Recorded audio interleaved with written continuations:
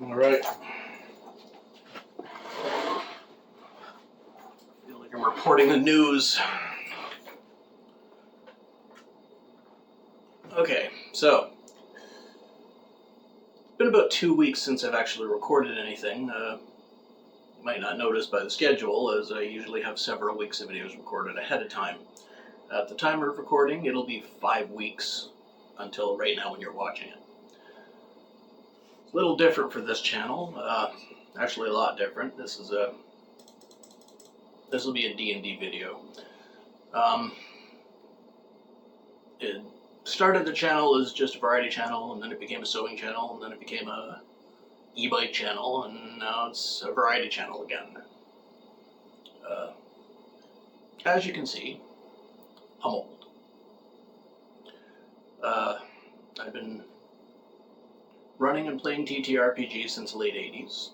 GURPS, Rifts, World of Darkness, Battletech, Blood Bowl, Warhammer Fantasy, LARPs as well, and of course, Dungeons & Dragons. For today, I figured I'd talk a bit about world building. It's an intimidating term when you think about it. The idea of coming with an entire world with nothing but the gray stuff that keeps your ears apart seems kind of impossible. Especially if you want it to be believably coherent and make sense to your players, and not draw too heavily from any particular fantasy media franchise. Granted, imitation is the sincerest form of plagiarism. It's still easy for most players to catch when you do it. You gotta come up with your own stuff. There is a little bit easier way to do world building for a game, for a campaign. It's the same amount of work overall, but if you split it up into tiny pieces, only make what you have to a little at a time, it gets easier. You don't have to have a complete geological survey, sociological map, demographics, and economy for an entire planet on day one. You need the place where the campaign starts. If you're just running a one-shot or a short, confined campaign, then you have to make the places where your player characters will actually go. A town, or at least a tavern. A dungeon, a castle, a graveyard, or a set of ruins where all the action actually happens. And maybe a few stops along the way, like a little bit of forest for a random encounter. Or something that happens along the road.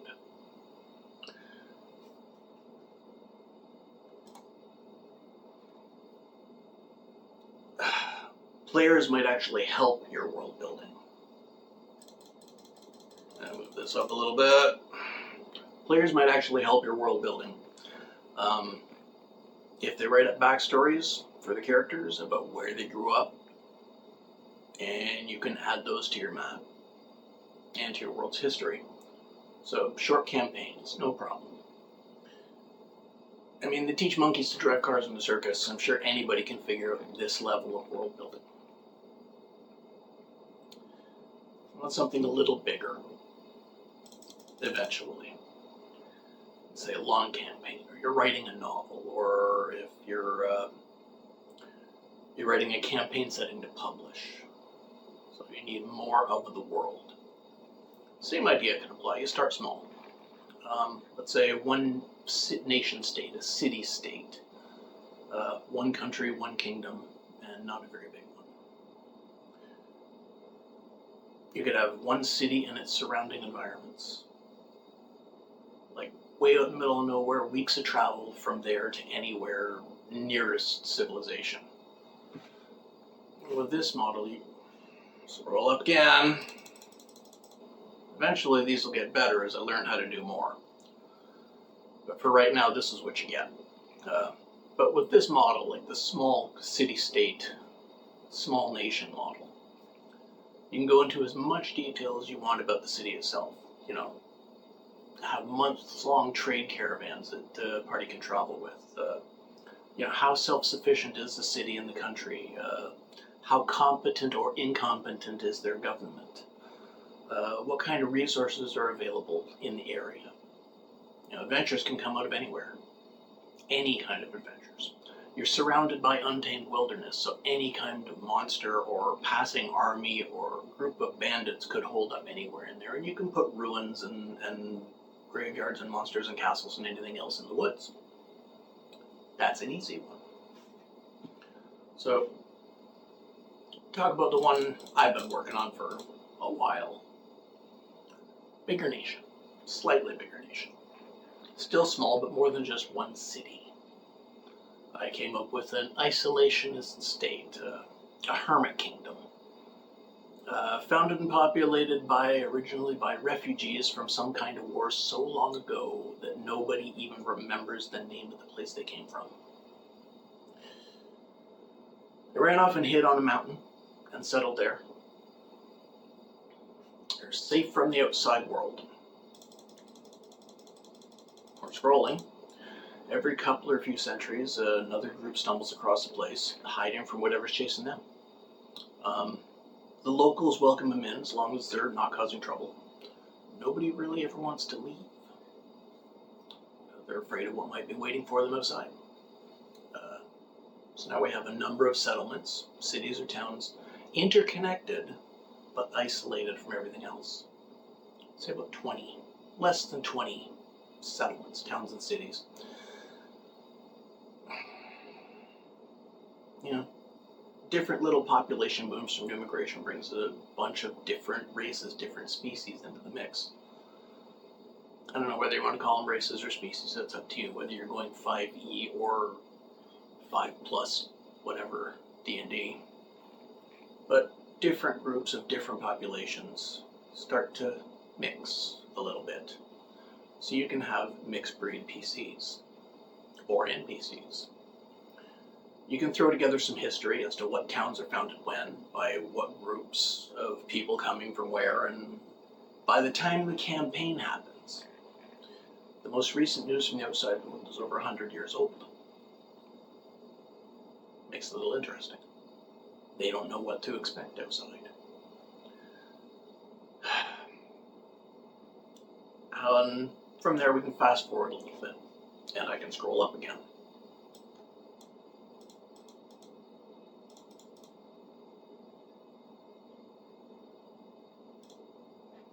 Little Hermit Kingdom goes on. Cultures and species keep mixing together. Towns grow into cities, and eventually there's quite a few people there that really want to go out and see the rest of the world. Maybe the old stories are true, and everything's still as dangerous as it was, however many hundreds of years ago. Maybe things have changed and the world's safer now. Or maybe there's all new dangers and different dangers than what the stories have told. Your players won't know until and unless they actually go out and look. So now you've got a good handful of cities and towns, a culture, a long history and traditions and superstitions, myths and legends about what might be outside. With this as a starting point, your players will give you plenty of time to build the surrounding areas while they're still at low levels, exploring, working as caravan guards, fighting rats in tavern basements, and going on shopping trips inside the little kingdom.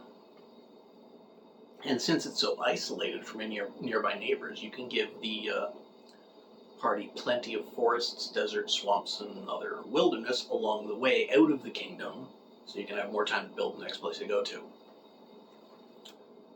I think, scroll up, absolute peak of technology here.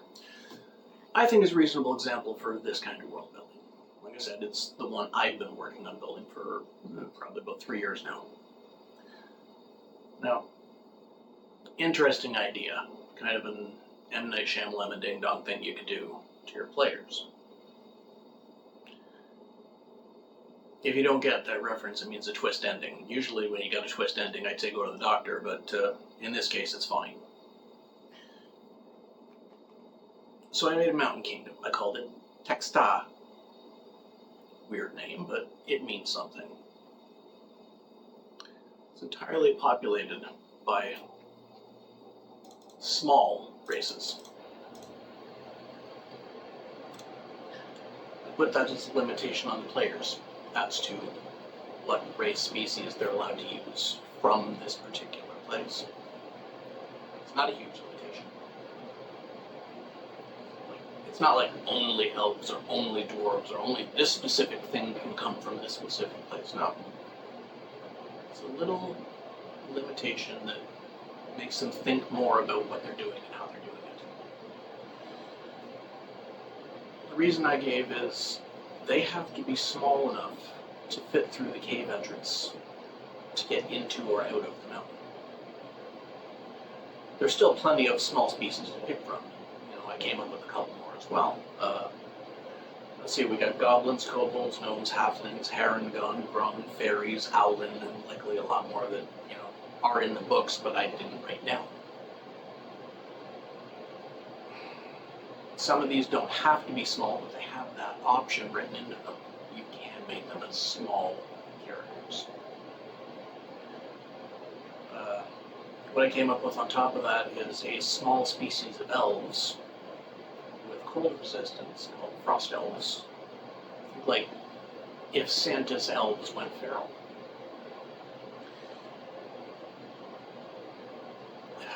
The other things added were two variants of kobolds.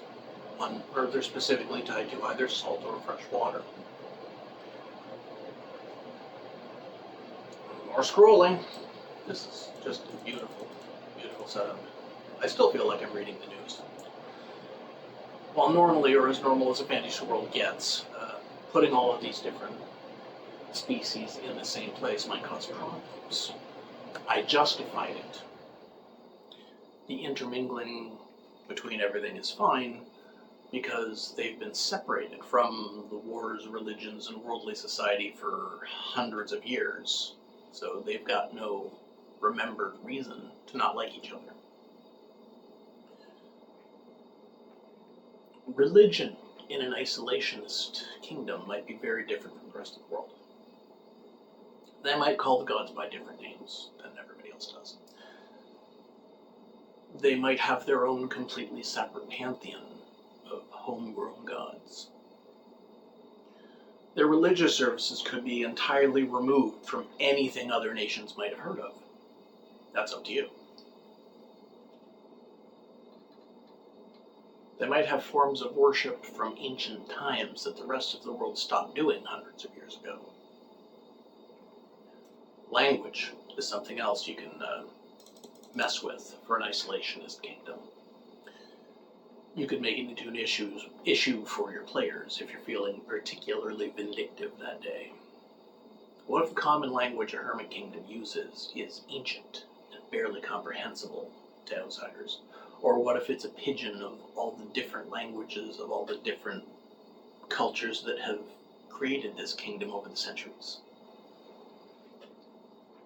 Communicating with outsiders might mean having to learn a new language entirely, or it might mean using up spell slots to cast tongues, or comprehend languages, or sending multiple times a day, or creating a telepathic bond.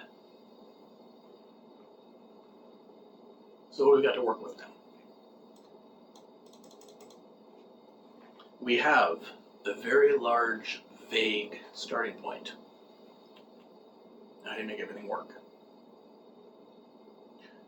Make things a little off from what people expect. What animals do people in your part of the world farm or ride or hunt?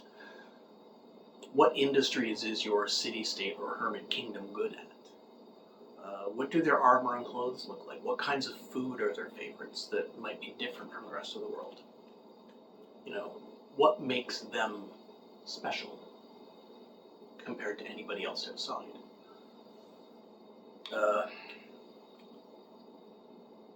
Figure all that out, and all that while you can be building, figure all that out, add in little details along the early part of the campaign. Get that, use that to make your players interested, to get them creating and adding to what you've already written. And all that while you can be building the next door neighbors, the place that your party will interact with once they leave home for the first time. Just a few ideas. how you can make your world. You can use them or not use them. Sometimes you don't need all the fine details. Sometimes all you need is broad strokes and what could be any generic fantasy world where, maps and directions don't matter. Sometimes, though, you might want to do something entirely new. Original, unexpected. See, that's a decision between you and your players. And whatever that answer is, if you guys are having fun doing it, if everybody is enjoying it, it's the right answer.